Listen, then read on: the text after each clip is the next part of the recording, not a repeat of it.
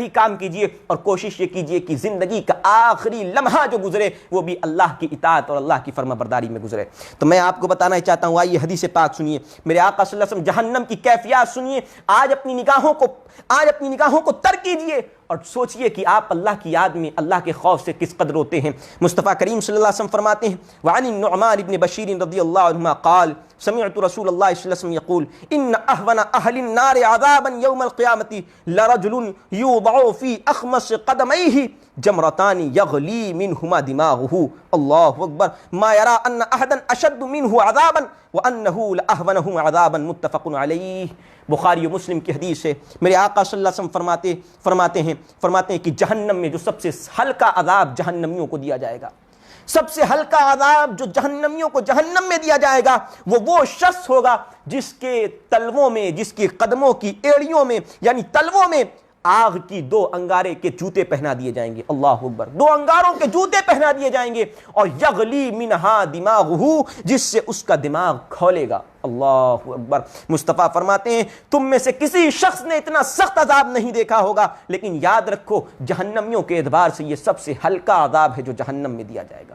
اللہ اپنے حبیب علیہ السلام کے وسیلے سے ہم سبوں کو محفوظ و معمون فرمائے۔ اللہ اپنے حبیب علیہ السلام کے وسیلے سے ہم سبوں کو جہنم سے نجات عطا فرمائے۔ مالک و مولا، ہم اس عذاب کو تیرے نہیں جھیل سکتے مولا، تو اپنے محبوب علیہ السلام کے صدقے و طفیل ہمارے گناہوں کی بخشش فرما اور ہمیں توبہ کی توفیق عطا فرما۔ تو یہ جہنم کا اتنا سخت عذاب کہ جہنم کے عذاب اتنا سخت کہ ایک تلووں میں ایک آگ کی جوتی پہنائی جاتی ہے، اس سے اس کا دماغ کھولتا ہوگا۔ یہ سب سے ہلکا عذاب ہے۔ اللہ اکبر۔ تو سخت عذاب کا عالم کیا ہوگا؟ اور مصطفیٰ کریم صلی اللہ علیہ وسلم ارشاد فرماتے ہیں، میرے آقا فرماتے ہیں کہ منہم من تأخذہ النار الی کعبیہ، جہنمیوں میں کچھ وہ ہوں گے کہ جن کو ان کے ٹخنوں تک آگ کی لپٹیں پکڑی ہوں گی، ٹخنوں تک، پیر کے ٹخنوں تک۔ ومنہم من تأخذہ الی رکبتیہ، کچھ وہ ہوں گے جن کے گھٹنوں تک جہنم کی آگ لپٹی ہوگی۔ ومنہم من تأخذہ الی حجزتہ، اور کچھ وہ ہوں گے جن کی ٹانگ جن کو آگ ان کی کمر تک کے پکڑے ہوگی۔ اور مصطفیٰ فرماتے ہیں ومنہم من تأخذہ الی ترقوتہ، اور کچھ وہ ہوں گے جن کے گلے تک جہنم کی آگ لپٹی ہوگی۔ اللہ اکبر۔ اللہ ہم سبوں کو ایسے عذاب سے چھٹکارا عطا فرمائے اپنے محبوب کے صدقے۔ اور مصطفیٰ کریم صلی اللہ علیہ وسلم ارشاد فرماتے ہیں، حضرت انس رضی اللہ عنہ حدیث پاک کے مروی فرماتے ہیں خطبنا رسول اللہ صلی اللہ علیہ وسلم خطبۃ ما سمعت مثلها قط، فرماتے ہیں حضرت انس فرماتے ہیں کہ اللہ کے نبی اسلام نے ہمیں ایسا خطبہ دیا کہ ایسا خطبہ ہم نے نبی کی زبان سے کبھی نہیں سنا تھا۔ فقال لو تعلمون ما اعلم لضحكتم قليلا ولبكيتم كثيرا، اے لوگوں سن لو، اگر تم وہ چیز جان لو جو مجھے معلوم ہے اور جو میں سنتا ہوں وہ تم سن لو، تو قسم ہے اس ذات کی جس کے قبضے قدرت میں محمد علیہ السلام کی جان ہے، کبھی تم ہنسو گے نہیں، ہمیشہ روتے رہو گے۔ اللہ اکبر۔ یہ عذاب ہے جہنم کا۔ اور مصطفیٰ کریم صلی اللہ علیہ وسلم فرماتے ہیں جب حضور نے یہ عذاب بیان فرمایا فغطى اصحاب رسول اللہ صلی اللہ علیہ وسلم وجوہہم ولہم خنین، تو جب مصطفیٰ کریم صلی اللہ علیہ وسلم کے صحابیوں نے یہ عذاب سنا تو اپنے چہروں کو جھکا لیا۔ اپنے چہروں کو جھکانے کے بعد ایسی آواز، چیخے مار کے، دہاڑے مار کے رونے لگے۔ اللہ اکبر۔ آج ہم دیکھیں عذاب الہی کا تذکرہ ہوتا ہے، ہماری آنکھ، ہمارے دل نہیں دہلتے ہیں، واللہ ہمارے دل نہیں دہلتے ہیں۔ عذاب کا تذکرہ ہوتا ہے لیکن ہمارے دل اتنے سخت ہو گئے ہیں کہ ہم اپنے رب کے عذاب کا تذکرہ سن کر کے بھی ہمارے دل نہیں دہلتے ہیں۔ اللہ اکبر۔ ذرا اپنے گریبان میں جھانکیے، کیا آپ نے کبھی حساب لگایا کہ عمر میں کتنے گناہ کیے ہوں گے؟ کتنے گناہ کبیرہ، روز گناہ کبیرہ۔ ایک نماز چھوڑنے کی سزا جہنم میں 80,000 برس تک، روایت میں آئے کہ 80,000 برس تک جلنا ہو سکتا ہے ایک نماز کا چھوڑنا۔ آپ ذرا اپنی نمازوں کا حساب لگائیے، ذرا سوچئے اپنی نماز کے بارے میں کہ دن میں 5 وقت کی نماز ہے، اور 5 وقت کی نماز میں آپ کتنے وقتوں کی نماز پڑھتے ہیں؟ اللہ اکبر۔ آپ اپنی عمر کا حساب لگائیے، اس نماز کا حساب لگائیے، اور اس نماز سے پھر اس 80,000 برس ایک نماز چھوڑنے پر جہنم کا بدلہ لگائیے۔ اللہ اکبر۔ کتنے ہزار، لاکھوں، کروڑوں برس ہو جائیں گے جہنم میں جلتے ہوئے۔ اللہ اپنے حبیب علیہ السلام کے وسیلے سے ہم سبوں کو نمازی بنائے۔ آئیے میں آپ کو بتاؤں، اللہ تعالیٰ اللہ کے حبیب علیہ السلام کے حدیث پاک روایت فرماتے ہیں، مصطفیٰ کریم صلی اللہ علیہ وسلم فرماتے ہیں وعن ابی ذر رضی اللہ عنہ قال قال رسول اللہ صلی اللہ علیہ وسلم انی ارى ما لا ترون واسمع ما لا تسمعون اطت السماء وحق لها ان تئطا. مصطفیٰ کریم صلی اللہ علیہ وسلم فرماتے ہیں میں وہ دیکھتا ہوں جو تم نہیں دیکھتے ہیں، میں وہ سنتا ہوں جو تم نہیں سنتے ہیں، اور آسمان گڑ گڑا رہا ہے، چڑچڑا رہا ہے، اور اسے حق ہے کہ وہ چڑچڑائے. یعنی فرشتے اس قدر آسمان پر اللہ کی عبادت کرتے ہیں. مصطفیٰ فرماتے ہیں ما فیہا موضع اربع اصابع الا وملک واضع جبہتہ ساجدا للہ تعالی. فرماتے ہیں آسمان میں 4 انگل کے برابر بھی کوئی ایسی جگہ نہیں کہ جس میں کوئی فرشتہ کھڑا ہو کر کے اللہ کی بارگاہ میں اپنی پیشانیوں کو جھکا کر کے اس کے لیے سجدہ نہ کرتا ہو. اللہ اکبر. اس قدر فرشتے آسمان پر سجدہ کرتے ہیں، اس کی ثقالت سے، اس کے بوجھ سے آسمان چڑچڑا رہا ہے. اور پھر اللہ کے نبی اسلام فرماتے ہیں واللہ لو تعلمون ما اعلم، خدا کی قسم اگر تم جان لو جو میں جانتا ہوں، لضحکتم قلیلا ولبکیتم کثیرا، تو ضرور تم ہنسو گے کم، رو گے زیادہ. وما تلذذتم بالنساء على فرش ولا خرجتم الى السعادات تجارون الى اللہ تعالی. اللہ اکبر. تو اے لوگوں، مصطفیٰ صلی اللہ علیہ وسلم کے دیوانوں، اپنے اعمال کا حساب لگائیے، اپنے گناہوں کا حساب لگائیے، اور جتنی جلدی ہو توبہ کر لیجئے. ایسا نہ ہو کہ سورج پچھم سے نکل آئے، قیامت کی نشانی ہے، سورج پچھم سے جدھر ڈوبتا ہے ادھر سے نکلے گا. ایسا نہ ہو کہ وہ سورج پچھم سے نکلے اور توبہ کا دروازہ ہمیشہ ہمیشہ کے لیے بند کر دیا جائے، ہمیشہ ہمیشہ کے لیے توبہ کا دروازہ بند کر دیا. وہ نبی جو وہ صحابی جو حضرت عمر بن خطاب خلیفہ دوئم ہیں، اللہ اکبر، جن کو دیکھ کر کے شیطان بھاگتا ہے، ان کے خوف اور اللہ کی بارگاہ میں رونے کا یہ عالم ہے کہ وہ اس قدر روتے ہیں کہ ان کی دونوں آنکھوں کے جہاں سے آنسو ٹپکتے ہیں وہاں کالے نشان آنسوؤں کے دبوں کے پڑ جاتے ہیں. اس قدر اللہ کی بارگاہ میں روتے ہیں. حضرت عمر بن خطاب رضی اللہ عنہ روتے ہیں تو کبھی کبھی روتے ایک ذرہ اپنے ہاتھوں میں اٹھا لیتے ہیں اور ذرہ اٹھا کر کے کہتے ہیں کاش میں یہ ذرہ ہوتا کہ اپنے رب کے سامنے کھڑے ہونے سے بچ جاتا، اپنے رب کے سامنے حساب و کتاب کرنے سے بچ جاتا. عمر اپنے رب کے سامنے حساب و کتاب کیسے دے گا؟ اور حضرت عثمان ابن عفان رضی اللہ عنہ کے بارے میں آیا عن عثمان ابن عفان انه كان اذا وقف على قبر فبكى حتى يبل لحيته. اللہ اکبر. حضرت عثمان ابن عفان فرماتے ہیں ان کے حالات ایسے تھے کہ جب وہ کسی قبر کے پاس کھڑے ہوتے ہیں تو اس قدر روتے کہ آپ کی داڑھی مبارک تر ہو کر کے اس سے آنسو ٹپکنے لگتے ہیں. لوگ کہتے ہیں آپ کے سامنے جنت و جہنم کا تذکرہ کیا جاتا، آپ نہیں روتے ہیں، لیکن جب قبر کے پاس آتے ہیں تو اس قدر کیوں روتے ہیں؟ حضرت عثمان ابن عفان کہتے ہیں سنو، مصطفیٰ کریم صلی اللہ علیہ وسلم سے میں نے فرماتے ہوئے سنا تھا کہ قبر یہ جہنم کے گڑوں میں سے ایک گڑا ہے اور قبر یہ جنت کے باغوں میں سے ایک باغ ہے. اگر تمہارے عمل اچھے ہیں تو جنت کے باغوں میں سے ایک باغ ہے، اور اگر اعمال برے ہیں تو جہنم کے گڑوں میں سے ایک گڑا ہے. اور اللہ کے نبی اسلام فرماتے ہیں حضرت عثمان فرماتے ہیں میں نے اللہ کے نبی کو فرماتے ہوئے سنا تھا کہ قبر میں سب سے پہلے سخت عذاب دیا جائے گا. اگر قبر کی منزل آپ کی پار ہو گئی کو آگے کی منزلیں بھی پار ہوں گی، اور اگر قبر میں ٹھکائی ہوئی تو اخیر تک عذاب ہی عذاب ہے. تو اے لوگوں اپنے اعمال کا جائزہ لو، اپنے اعمال کا جائزہ. کیا کرتے ہو آپ دن میں؟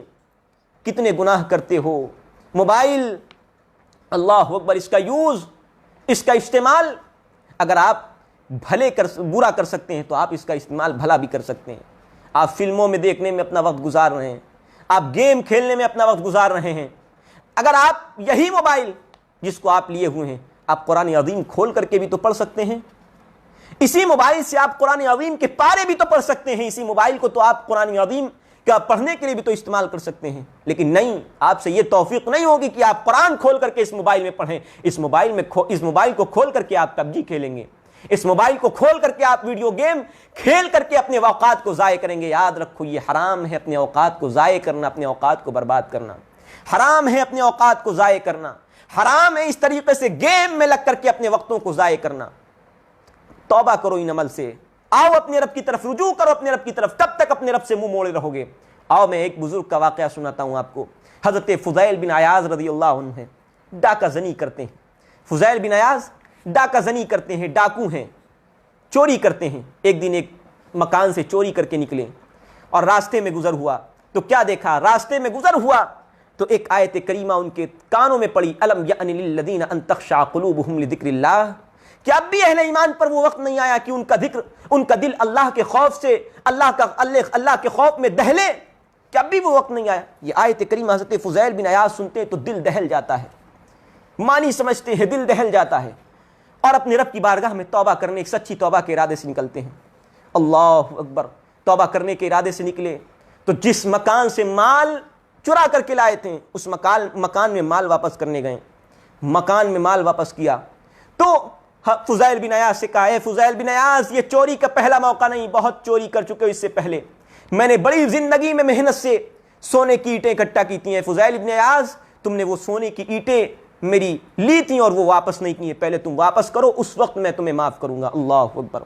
فضیل بن عیاض کہتے ہیں وہ تو میں نے خرچ کر لی، وہ کہتے ہیں خرچ کر لی ہم نہیں جانتے، بڑی پیاری سونے کی اینٹیں تھیں، بڑی محنتوں سے ہم نے اکٹھی کی تھی، فضیل بن عیاض وہ سونے کی اینٹیں لا کے دو، اس وقت میں تمہیں معاف کروں گا۔ اب فضیل بن عیاض سچی توبہ کر چکے تھے، اللہ کی بارگاہ میں سچے دل سے جھک چکے تھے، تو فضیل بن عیاض جاتے ہیں جنگل، اور جانے کے بعد مٹی کی اینٹیں بناتے ہیں، اینٹیں بنانے کے بعد اسے اپنے ہاتھوں سے جھولے میں رکھتے ہیں اور پیٹھ پہ لاد کر کے اس شخص کے گھر پہنچ جاتے ہیں، اور فضیل بن عیاض اینٹوں کا، مٹی کے اینٹوں کا وہ جھولا حضرت فضیل بن عیاض وہ دے دیتے ہیں۔ اللہ اکبر۔ وہ یہودی تھا، وہ یہودی شخص کھولتا ہے تو کیا دیکھتا ہے؟ وہ جھولا، اس میں چمکتی ہوئی سونے کی اینٹیں رکھی ہوئی ہیں۔ فضیل بن عیاض معاملہ دیکھ کر کے دنگ رہ جاتے ہیں، اللہ معاملہ کیا ہے؟ سونے کی اینٹیں اس میں کہاں سے آئیں؟ ہم نے تو اس میں مٹی کی اینٹیں پاتی تھیں اپنے ہاتھوں سے، مٹی کی اینٹیں بنائی تھی اپنے ہاتھوں سے، اس میں مٹی کی اینٹیں رکھی تھی اپنے ہاتھوں سے، اللہ اس میں سونے کی اینٹیں کہاں سے آئی؟ غیب سے آواز آئی ہے، فضیل بن عیاض تو سچے دل سے اپنی رب کی بارگاہ میں توبہ کر چکا ہے، اور اللہ جو بندہ اللہ کی بارگاہ میں توبہ کر لے اللہ اسے ذلیل نہیں فرماتا ہے، اللہ اسے ذلیل نہیں فرماتا۔ اللہ اکبر۔ یہ فضیل بن عیاض کی توبہ کا ثمرہ تھا کہ ایک مٹی کی اینٹیں سونے کی اینٹوں میں تبدیل ہو جاتی ہیں۔ حضرت فضیل بن عیاض یہ معاملہ پورا واقعہ یہودی کو بیان کرتے ہیں، یہودی حضرت فضیل بن عیاض کا ہاتھ پکڑتا ہے اور کہتا ہے ہمیں بھی کلمہ پڑھائیے، مسلمان کیجئے، وہ دھرم کہ جس میں توبہ کرنے کا، سچی توبہ کرنے والا اگر اپنے ہاتھوں سے ایک مٹی کی اینٹ پاٹے تو وہ سونے کی اینٹ بن جائے، وہ دھرم کتنا پیارا دھرم ہوگا۔ اللہ اکبر۔ تو اپنے رب کی بارگاہ میں آئیے، جھکیے، توبہ کیجئے۔ اور کل ایک صاحب نے سوال کیا تھا، چونکہ عنوان میں اسی آپ کے سوالات کے مطابق لے کر کے آتا ہوں، کوشش یہ کرتا ہوں۔ کل ایک صاحب نے سوال کیا تھا، غالباً اکرم بیگ صاحب نے ہی سوال کیا تھا کہ اگر کوئی شخص توبہ کرتا ہے اور بار بار توبہ توڑتا ہے تو اس کے بارے میں کیا حکم ہے؟ بار بار توبہ توڑنا یہ سخت محرومی کی علامت ہے، سخت گناہ ہے۔ حدیث پاک میں آیا ہے توبہ کر کے اللہ کی بارگاہ میں پھر توبہ توڑنے والا اپنے رب سے مذاق کرنے والا ہے۔ اللہ اکبر۔ توبہ توڑنے والا اپنے رب سے مذاق کرنے والا ہے، تو توبہ خدا کے لیے نہ توڑیں۔ اگر آپ توبہ کرتے ہیں تو سچی توبہ کریں۔ اور میرے استاد حضرت مفتی افروز عالم صاحب فرماتے تھے توبہ کرنے سے زیادہ توفیق توبہ اللہ سے طلب کرنا چاہیے۔ پہلے اللہ کی بارگاہ میں توفیق توبہ، اے اللہ سچی توبہ کی توفیق عطا فرما، یہ سوال، یہ دعا کرنی چاہیے، پھر ایک نہ ایک دن خود بخود دل نرم ہوگا، اور نرم ہوگا یوں کہ آپ واقعی میں اللہ کی بارگاہ میں جھکیں گے اور گناہوں سے سچی توبہ طلب کریں گے۔ تو سچی توبہ کرنے کے بعد توبہ نہیں جاتا ہے۔ توبہ کے لیے سب سے بڑی شرط یہی ہے کہ اگر توبہ کر لی ہے تو جس گناہ سے توبہ کی ہے وہ گناہ جان بوجھ کرتے تو آپ کبھی نہ کریں، قطعاً نہ کریں، ورنہ آپ کی سچی توبہ ہی نہیں تھی۔ آج بہت سے لوگ ایسے ہیں جو زبان سے صرف اللہ توبہ اللہ توبہ اللہ توبہ، زبان سے صرف استغفر اللہ استغفر اللہ استغفر اللہ پڑھتے رہتے۔ یاد رکھیے زبان سے استغفر اللہ کہنا تو ذکر الہی، اللہ کا نام لے رہا ہو، یہ تو توبہ، یہ تو اس کا تو ثواب مل جائے گا، لیکن یہ توبہ نہیں ہے۔